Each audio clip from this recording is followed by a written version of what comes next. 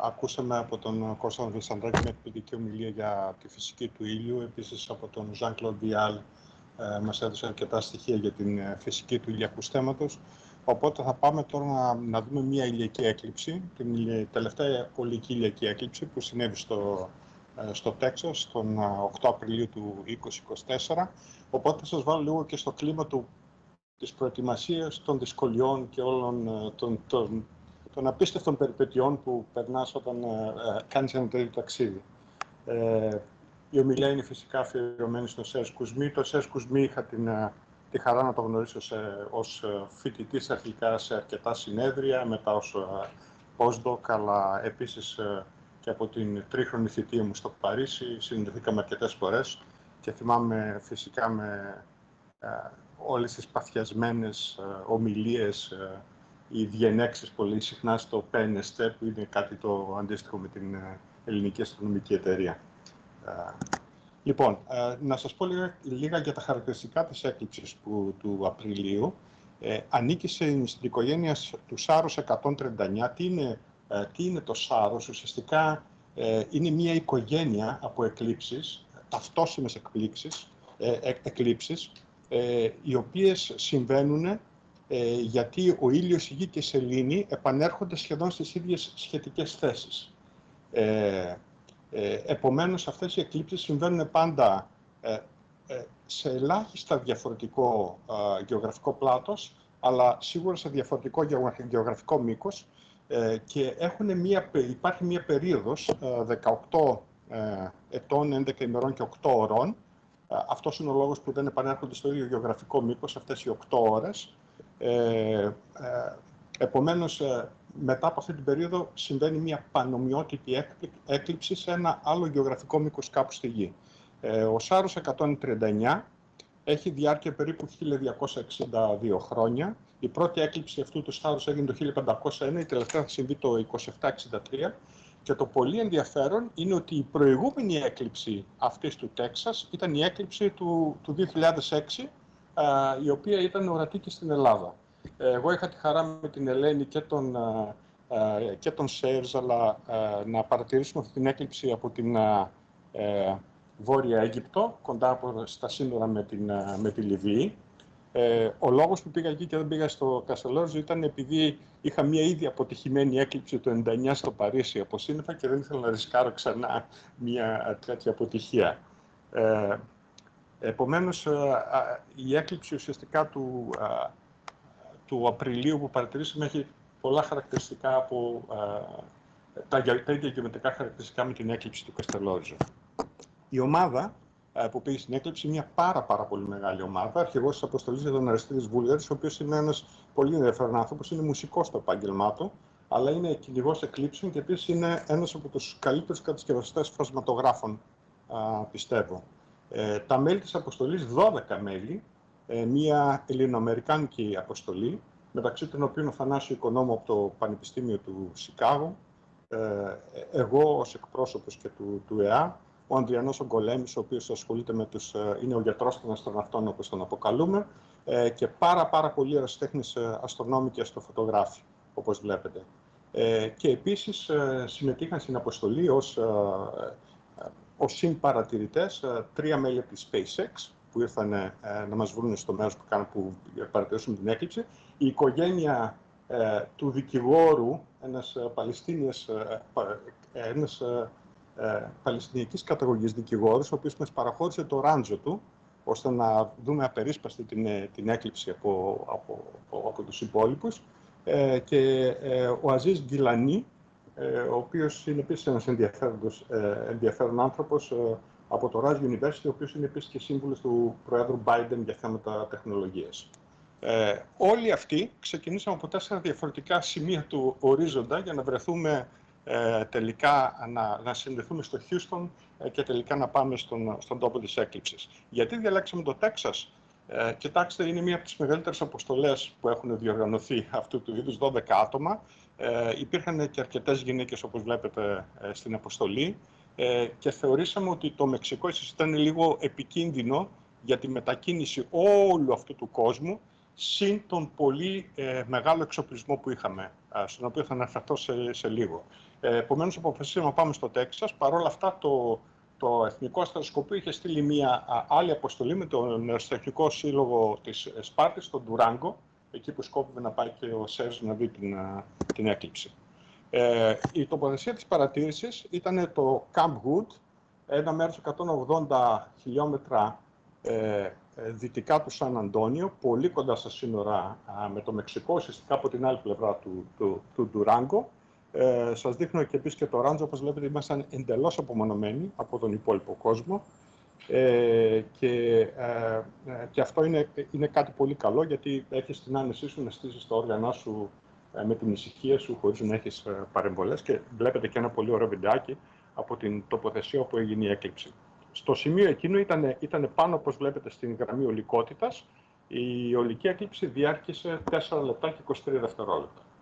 Οπότε ήταν μια σχετικά μεγάλη έκλειψη. Τώρα, ο εξοπλισμός παρατήρησης.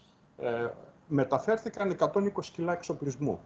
Από άποψη αποστολών, θα έλεγα ότι ήταν μία από τις αποστολές με το μεγαλύτερο όγκο εξοπλισμού που μεταφέρθηκε. Είχαμε 5 φασματογράφους Ίκαρους μαζί μας. Θα σας εξηγήσω σε λίγο τι είναι αυτός τους φασματογράφους, για να παρατηρήσουμε στο ορατό και στο εγγύς υπέρυθρο. Υπήρχε ένας νέος φασματογράφος που κατασκευάστηκε τελείωσε μόλις 3 μέρες πριν την αναχώρησή μας, ο οποίος είχε σκοπό να παρατηρήσει τον ήλιο σαν σημειακή πηγή, σαν να βλέπαμε έναν εκλειπόμενο ήλιο από έναν άλλο αστέρα. Ας πούμε, να είμαστε στον Αντάρι και να βλέπουμε τον ήλιο σε έκλειψη. Υπήρχαν 2 τηλεσκόπια με φίλτρα αποκοπής φυσικά για να δούμε τα πρώτα στάδια της έκλειψης. Πάρα πολλές φωτογραφικές μηχανές, φυσικά ο κάθε φασματογράφος έχει και φωτογραφική μηχανή, αλλά και διάφορες φωτογραφικές μηχανές για time lapses και πολύ φορητοί υπολογιστές. Βλέπετε εδώ πέρα στην εικόνα, σας δείχνω τα 2 τηλεσκόπια. Στη μεσαία πάνω βλέπετε τους φασματογράφους Ίκαρους και επίσης κάτω βλέπετε ουσιαστικά το setup της αποστολής. Τώρα, τι είναι ο φασματογράφος Ίκαρους? Ο φασματογράφος Ίκαρους έχει μια διαφοροποίηση από το φασματογράφο τον οποίο σας έδειξε προηγουμένως ο Jean-Claude Vial, ο οποίος είναι ένας φασματογράφος σχισμής, δηλαδή βάζεις μια σχισμή σε κάποιο σημείο στον ήλιο και παρατηρείς ποιο είναι το φάσμα κατά μήκος αυτής της σχισμής. Στον φασματογράφο Ίκαρους ουσιαστικά παίρνεις μικρές εικόνες του ήλιου, όπου η κάθε εικόνα αντιστοιχεί σε διαφορετικό χημικό στοιχείο. Άρα ουσιαστικά μπορείς να δεις την κατανομή αυτού του χημικού στοιχείου γύρω-γύρω στην κορώνα. Άρα, όπως βλέπετε, βλέπουμε πάρα πολύ μικρούς ήλιους και ο καθένας από αυτούς αντιστοιχεί σε διαφορετική φασματική γραμμή. Γραμμές του σιδήρου, οι γραμμές φυσικά του υδρογόνου κλπ. Άρα, με τους 5 φασματογράφους που πήγαμε, θέλαμε να καλύψουμε πραγματικά όλο το ορατό και υπέρυθρο φάσμα. Ποιοι ήταν οι επιστημονικοί στόχοι της αποστολής? Ήταν κυρίως 2. Η μία ήταν η καταγραφή του αργών 10. Αναφέρθηκε ήδη ο Jean-Claude Vial ότι ο Κουτσμί το 2019 δημοσίευσε ένα paper από την ολική έκλειψη του 2017 που συνέβη ξανά στις ΗΠΑ, όπου παρατηρήθηκε, όπως βλέπετε εδώ πέρα, θα προσπαθήσω με τον Κέρσο να το δείξω, εδώ η γραμμή του αργών 10 ήταν μια γραμμή την οποία γνωρίζαμε την ύπαρξή της. Την είχε αναφέρει ο Εντλέν ήδη από το 1943. Ο ίδιος ο Μπερνάρ Λιό προσπαθούσε ήδη από το 1916 να παρατηρήσει αυτή τη φασματική γραμμή, αλλά δυστυχώς δεν υπάρχει επίσημη αναφορά από το Λιό. Τότε, ξέρετε, όσοι πηγαίνουν σε αποστολές κρατούσαν αυτό το περίφημο ημερολόγιο, το οποίο ημερολόγιο ουσιαστικά ήταν ένα κείμενο 100 σελίδων που περιείχε όλες τις παρατηρήσεις οι οποίες γινόταν κατά τη διάρκεια της αποστολής. Δεν έχει καταγραφεί από τον Μπερνάρ Λιό αυτή η γραμμή. Έχει αναφερθεί πολύ αργότερα, γύρω στο 40, και φυσικά ο Σέρζ ανέφερε σε αυτό το paper αυτή τη φασματική γραμμή, κατάφερε να μετρήσει το μήκος κύματος και ουσιαστικά είναι μια γραμμή η οποία παρατηρήθηκε επίσης από τον Αριστίδη Βούλγαρη στην ίδια έκλειψη με τον Slitless spectrograph, τον Ίκαρους που σας έδειξα δίπλα, και βλέπετε εδώ πέρα αριστερά την παρατήρηση του αργών 10. Είναι αυτός ο μικρός κύκλος, επομένως μπορούσαμε έχουμε γράψει ένα paper στο οποίο συμμετέχω και εγώ, το οποίο είναι under review τώρα, στο οποίο ουσιαστικά έχουμε μελετήσει την κατανομή του αργού 10 στο ηλιακό στέμμα και πώς σχετίζεται αυτή η κατανομή με κατανομές άλλων χημικών στοιχείων. Ο δεύτερος στόχος ήταν να καταγράψουμε, όπως σας είπα, το φάσμα της ηλιακής έκλειψης ως σημειακή πηγή και αυτό να το κάνουμε από εδώ και πέρα σε όλες τις ηλιακές εκλείψεις, ώστε να έχουμε μία καταγραφή ουσιαστικά του πώς φαίνεται ο ήλιος ως σημειακή πηγή από εδώ και πέρα. Λοιπόν, όλα αυτά αυτό ήταν wishful thinking, γιατί το μεγαλύτερο πρόβλημα που έχεις να αντιμετωπίσεις όταν πας να δεις μια ηλιακή έκλειψη είναι ο καιρός. Είναι ο συνήθις εχθρός.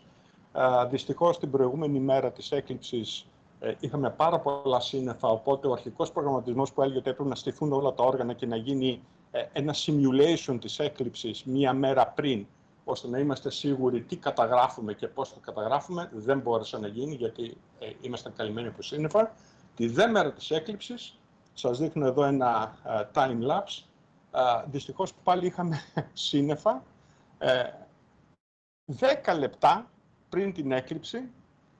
Είχαμε ένα μικρό άνοιγμα, βέβαια πίσω από ωραία σύννεφα, οπότε καταφέραμε να παρατηρήσουμε την έκλειψη, αλλά το αποτέλεσμα ποιο ήτανε? Επειδή οι φασματογράφοι έπρεπε να στοχεύσουν προς τον ήλιο,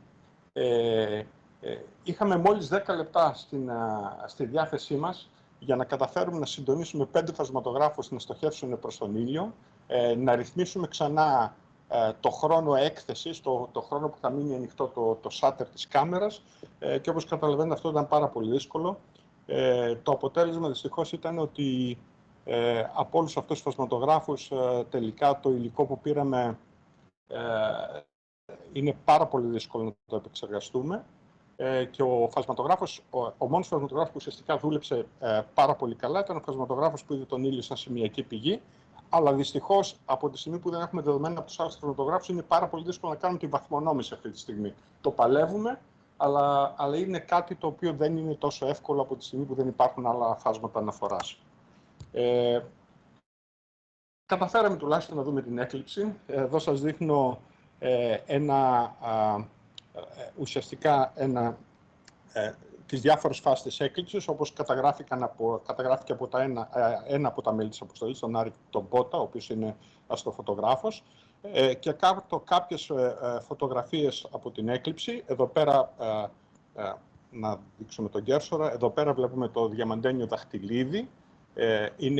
Είναι το φως που βλέπεις την τελευταία στιγμή όταν η σελήνη πάει να καλύψει όλο τον ήλιο. Εδώ βλέπετε ουσιαστικά την κορώνα όπως φάνηκε κατά τη διάρκεια της έκλειψης. Βλέπετε ότι υπήρχε μια πάρα πολύ έντονη προεξοχή και εδώ βλέπετε ουσιαστικά προς το τέλος της έκλειψης, όταν αρχίζει πλέον να εμφανίζεται ο ήλιος, βλέπετε τις χάνδρες του Bailey. Αυτά ουσιαστικά είναι φως του ήλιου, το οποίο περνά από τις κοιλάδες της σελήνης. Η επιφάνεια της σελήνης δεν είναι λία, έχει κοιλάδες και βουνά, επομένως όταν αρχίζει και αποκαλύπτει ο ήλιος, φυσικά μέσα από αυτές τις κοιλάδες αρχίζει και φαίνεται λίγο φως, δημιουργώντας αυτό το φαινόμενο που ονομάστηκε χάντρες του Bailey.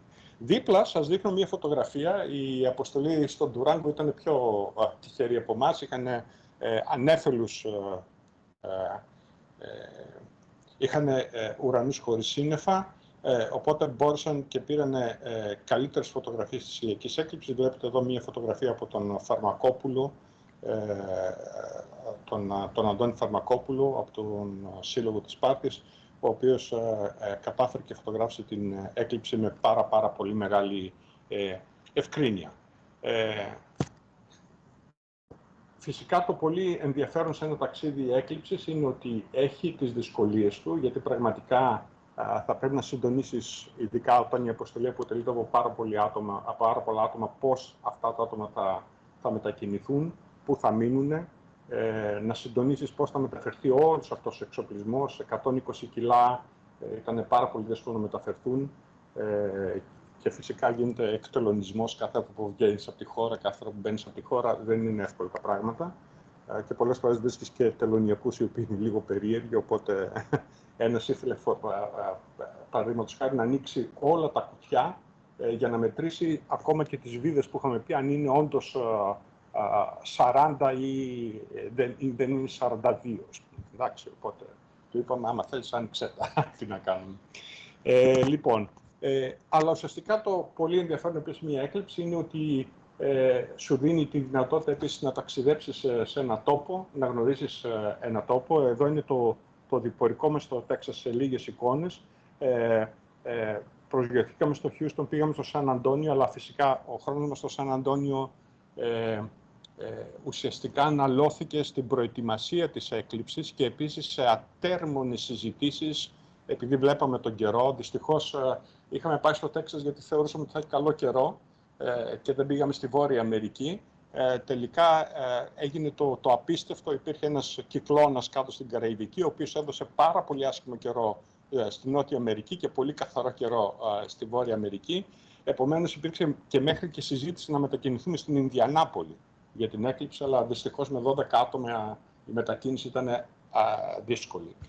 Μετά ήταν οι 2 μέρες στο Camp Wood, όπου παρόλο που το πλάνο αρχικά έλεγε ότι θα πηγαίναμε να στείλουμε τον εξοπλισμό και θα γυρίζαμε στο Σαν Αντώνιο να κοιμηθούμε, για να μην ρισκάρουμε την μεγάλη κυκλοφοριακή κίνηση την επόμενη μέρα, αποφασίσαμε να διανυκτερεύσουμε στο Ράντζο μέσα στα αυτοκίνητα. Ήταν πραγματικά και αυτό μια συγκλονιστική εμπειρία. Είναι από τα απρόοπτα που συμβαίνουν σε μια έκλειψη, αποφάσεις που πρέπει να πάρεις πραγματικά την τελευταία στιγμή για να σώσεις την κατάσταση. Και φυσικά μετά την έκλειψη το ταξίδι μας τελείωσε με κάποιες επισκέψεις στο Austin, στο Houston και στο Houston Space Center, όπου είχαμε την ευκαιρία να δούμε κάποια διαστημικά έγινματα, τον τελευταίο πύραυλο Saturn, ο οποίος δεν πέταξε ποτέ, αλλά επίσης και το Mission Control, από το οποίο έγιναν όλες οι αποστολές Apollo. Και να σας ευχαριστήσω για την παρουσία σας εδώ πέρα. Υπάρχει ένα άρθρο το οποίο γράφτηκε στην Καθημερινή, το οποίο περιγράφει όλη αυτή την περιπέτεια της έκλειψης. Δεν έχει τα επιστημονικά αποτελέσματα. Όπως σας είπα, τα επιστημονικά αποτελέσματα θα αργήσουν λίγο. Ελπίζω κάποια στιγμή να μπορέσουμε να κάνουμε την βαθμονόμηση που θέλουμε στα δεδομένα που πήραμε και να δούμε αν μπορούν να δώσουν κάτι χρήσιμο πέρα από τις εικόνες που έχουμε καταγράψει από το ηλιακό στέμμα. Σας ευχαριστώ πολύ.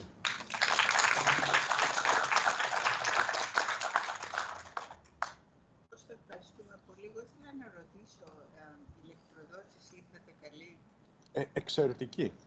Εξαιρετική ηλεκτροδότηση, αλλά φυσικά η ομάδα είχε φροντίσει να πάρει πάρα πολλές μπαταρίες μαζί. Επειδή την έχει πατήσει ο Αριστίδης μια παρόμοια ιστορία με αυτή που ανέφερε ο Jean-Claude Vial, είχαμε πάρει μαζί μας αρκετές μπαταρίες, ώστε να έχουμε εξασφαλισμένο ότι ακόμα και αν είχαμε πτώση ρεύματος από το Ράντζο, θα μπορούσαμε να χρησιμοποιήσουμε τα όργανά μας. Είχαμε πολύ χαμηλή παροχή ρεύματος. Είχε πάρει ο Σέργιος Γεννήτρια, η οποία, όπως είπε και ο Κώστας, θα την εξτελεχθέσει. Ναι, είναι από τις δυσκολίες. Είναι απίστευτο πραγματικά, δηλαδή πηγαίνεις εκεί τέλεια προετοιμασμένος, αλλά δεν είσαι ποτέ απόλυτα προετοιμασμένος για το τι θα συμβεί. Το 2008, στην έκλειψη της Σιβηρίας, ο Σέργιος είχε διαλέξει να πάμε στο Μπίσκ, που είναι κοντά στην Μογγολία. Οι Αμερικανοί είχαν διαλέξει να πάνε στο Νοβοσιμπίσκ, γιατί δεν θέλανε να μείνουν στις άθλιες συνθήκες που μείναμε εμείς. Ο Νοβοσιμπίσκ είχε ξενοδοχεία και όλα αυτά. Λοιπόν, είχαν απέσιο καιρό όλες τις μέρες, συννεφιά κτλ. Εμείς είχαμε καταπληκτικό καιρό και την ώρα, όχι απλώς τη μέρα της έκλειψης, σύννεφα εμείς και ξάστορο ουρανό οι άλλοι. Και θυμάμαι οι Ρώσοι που ήταν μαζί μας λέγανε, έχουν πολλά λεφτά και να δώσω το Θεό. Το ίδιο συνέβη στο Καστελόριζο, γιατί όσοι ήταν πάνω στο κάστρο, δεν ξέρω αν έχετε πάει στο Καστελόριζο, έχει ένα κάστρο και κάτω είναι η πόλη του Καστελόριζου. Όσοι ήταν στο κάστρο κατάφεραν και είδαν την έκλειψη. Όσοι ήταν κάτω στο λιμάνι, υπήρχε ένα σύννεφο το οποίο κάλυψε τον ήλιο την ώρα της έκλειψης. Αυτά δυστυχώς είναι τα απρόοπτα. Φυσικά είναι δυσάρεστα απρόοπτα, γιατί όταν έχεις κάνει ένα πολύ μεγάλο ταξίδι και έχεις ξοδέψει ένα κάρο χρήματα για να πας εκεί, είναι απογοητευτικό, τουλάχιστον να μην δεις την έκλειψη. Τουλάχιστον είδαμε την έκλειψη τα υφασματογράφοι δυστυχώς δεν απέδωσαν όπως θέλαμε. Λοιπόν, υπάρχει κάποια ερώτηση, αλλά δεν Ναι, βέβαια. Από περιέργεια. Βέβαια. Ανέφερε το αργό 10. Ναι. θέλεις να έρθεις εδώ να κάνεις